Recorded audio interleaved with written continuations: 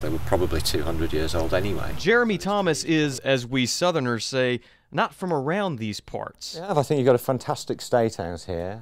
I've travelled quite a bit through the US, and it was by far the only state that I really fancied moving to. But the Englishman earned his South Carolina stripes when he bought Richland County's Laurelwood Plantation and the slave cabin nearby. With a lot of help from the Palmetto Trust for Historic Preservation, he's bringing it back to life. You've got an opportunity to save these buildings. There are not many of them left.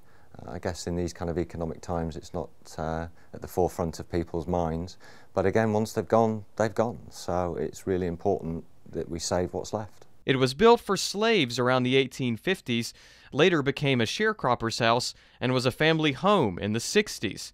Thomas wants kids to be able to walk through the years inside. We've worked on historical properties, a multitude of them, but nothing that required this amount of attention. Grant McDonald with Bell Abbey Builders is hammering that vision into reality, preserving everything he can. This would have been the gun rack from the sharecropper phase when someone was allowed to have a weapon. And no matter where you're from, Thomas hopes you get the same lift he does when walking through the front door. There's no substitute for children to learn their local history, to understand it, and better than seeing it out of a textbook is actually being able to touch and feel it to understand how these places came into existence.